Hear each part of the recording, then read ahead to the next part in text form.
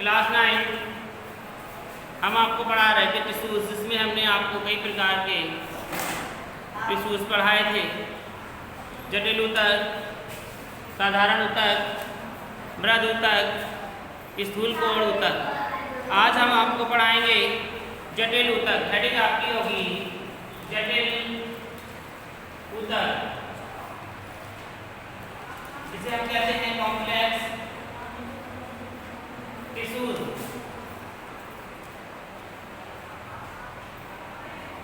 Complex tissues, जटिल ऊतक।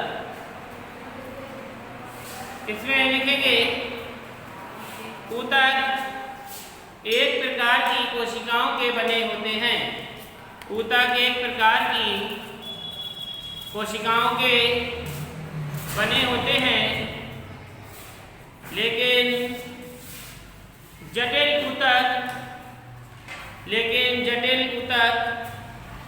कोशिकाओं का ऐसा समूह होता है, लेकिन जटिल ऊतक कोशिकाओं का ऐसा समूह होता है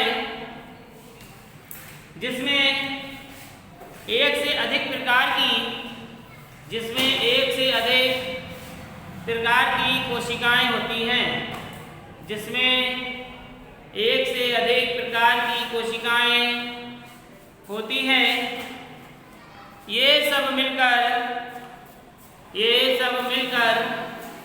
एक इकाई की भांति कार्य करती हैं। ये सब मिलकर एक इकाई की भांति कार्य करती हैं। अगली लाइन से लिखेंगे, पौधों में दो प्रकार के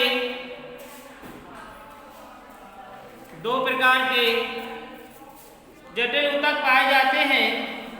पौधों में दो प्रकार के जटिल ऊतक पाए जाते हैं, जिसे जाइलम तथा फ्लोएम कहते हैं। जिसे जाइलम तथा फ्लोएम कहते हैं। इनका कार्य जल, खनिज, लवण तथा पौधों द्वारा निर्मित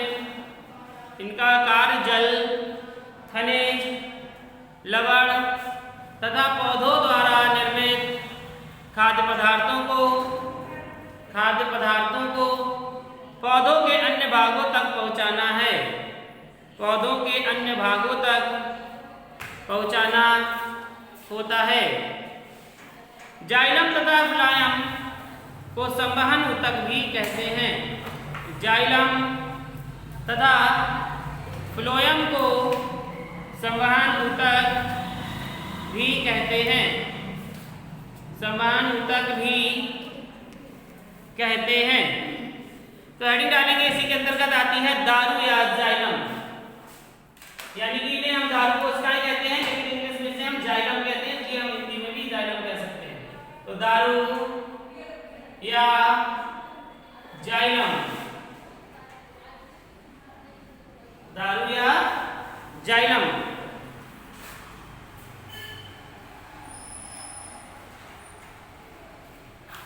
लिख लेंगे, इसका कार्य क्या है? जाइलम कोशिकाओं का कार्य होता है, जैसे कोई ये बाधा बना हुआ है आपका, और यहां इसकी क्या फैली हुई है? जड़ें।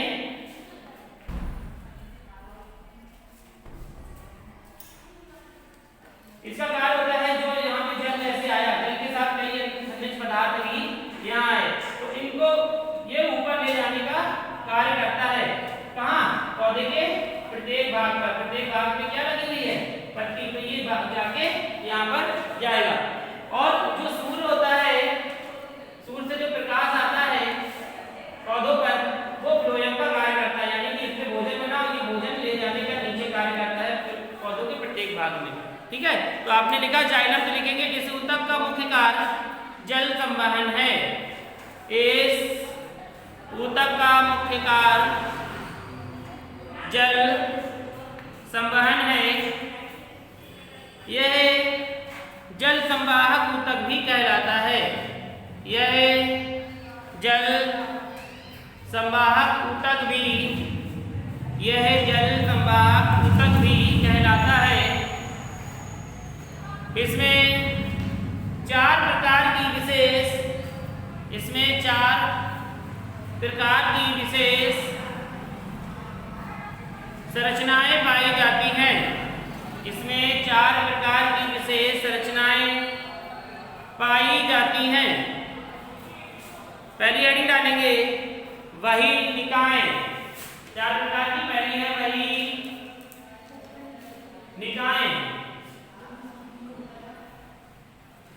वहिनिकाएं पहली आपने लिखी वहिनिकाएं। इसमें लिखेंगे ये निर्जीव लंबी तथा नलिकाकार होती हैं।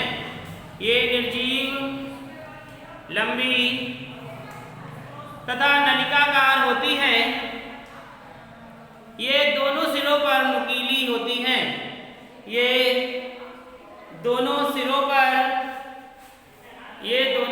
पर नुकीली होती हैं।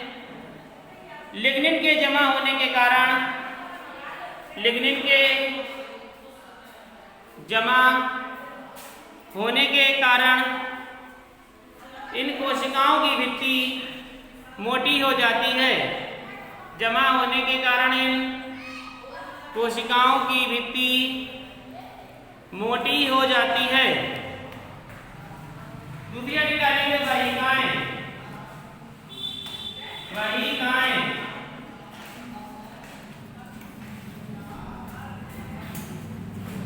वाहिकाएं लिखें। इसमें लिखेंगे ये बेलनाकार नलिकाएं हैं। ये बेलनाकार नलिकाएं हैं जो एक के ऊपर लगी रहती हैं। जो एक के ऊपर लगी रहती हैं। अनुप्रस्थ भित्तियों के नष्ट होने से, अनुप्रस्थ भित्तियों के नष्ट होने से ये जड़ से लेकर, भित्तियों के नष्ट होने से ये जड़ से लेकर पत्तियों तक लंबी, जड़ से लेकर पत्तियों तक लंबी नलिकाओं का रूप ले लेती हैं। पत्ती नलिकाओं का रूप ले लेती हैं। इनके द्वारा जल और खनिज लवण, इनके द्वारा जल और खनिज लवण का ऊर्ध्वाधर संवहन होता है।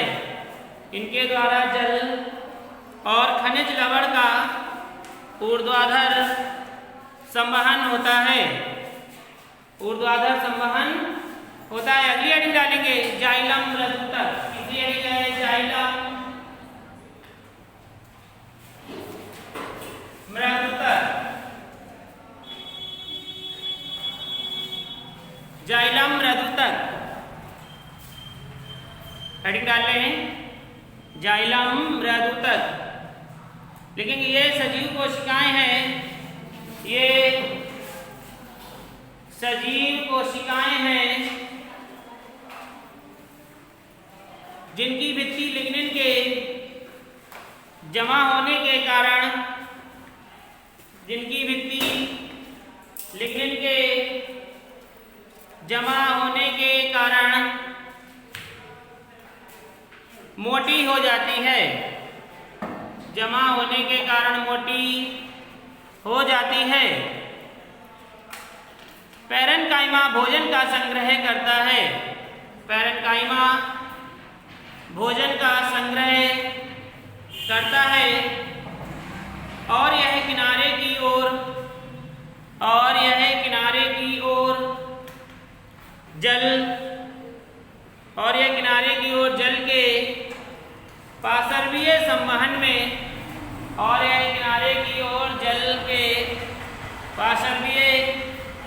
संवहन में मदद करता है। पार्श्वीय संवहन में मदद करता है। नंबर 4 जाइलम तंतु। अगली हेडिंग डालेंगे जाइलम तंतु।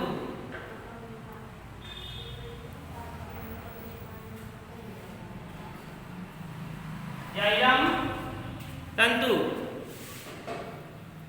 लिखेंगे। ये निर्जीव दृढ़ ऊतक, ये निर्जीव दृढ़ ऊतक कोशिकाओं के बने होते हैं। ये निर्जीव दृढ़ ऊतक कोशिकाओं के बने होते हैं। ये पौधों को मुख्यतः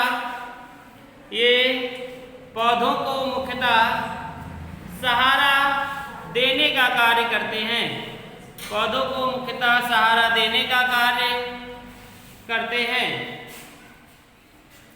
तो ये दारू या जाइलम हमने आपको पढ़ाया जिसमें 4 प्रकार की कोशिकाएं। आप हेडिंग डाल लेंगे जाइलम के कार्य। हेडिंग डालेंगे जाइलम के कार्य।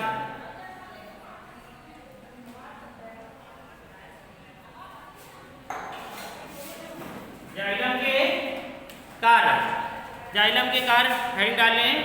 फंक्शंस ऑफ जाइलम लिखिए। मूलों द्वारा अवशोषित जल, मूलों द्वारा यानी कि जड़ों के द्वारा, मूलों द्वारा अवशोषित जल तथा लवणों के घोल को पौधों के बाह्य भागों तक, लवणों के घोल को पौधों के बाह्य भागों तक जाइलम द्वारा पहुंचाया जाता है। जाइलम द्वारा पहुंचाया जाता है। इस कारण इस जटिल ऊतक को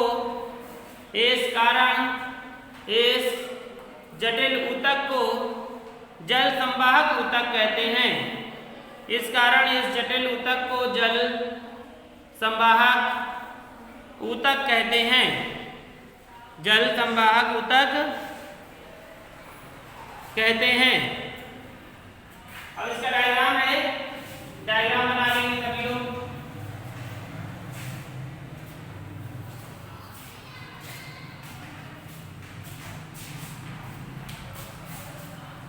देखिए सबसे पहले आप लोगों को इस प्रकार से डायग्राम बनाने हैं।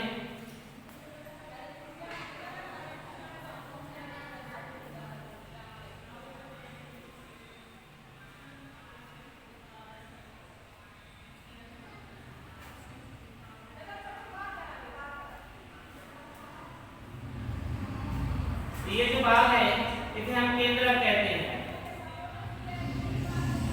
और जो इस तरीके का इसमें जो द्रव भरा हुआ है शरीर में, इसे हम कहेंगे कोशिका द्रव। कोशिका द्रव। और इसका नाम है जाइलम मृदुतक।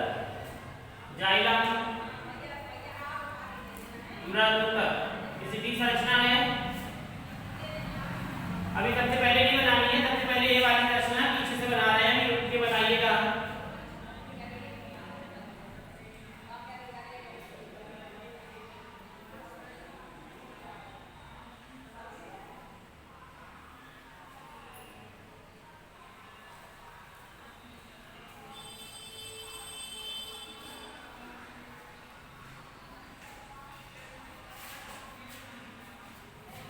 ये जो दिखाई दे रहे हैं इसको हम कहते हैं क्षेत्र। ये आपकी दूसरी रचना है बी, जिसका नाम है वाहिकाएं। जिसका नाम है वाहिकाएं। ये रचना आपकी सी थी। अब इसके बाद रचना है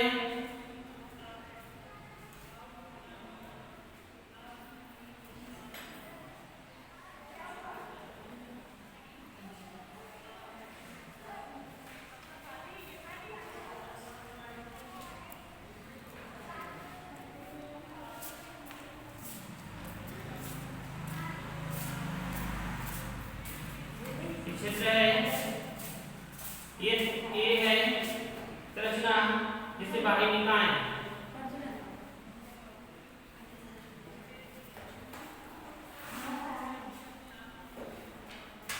और ये आपकी बन रही है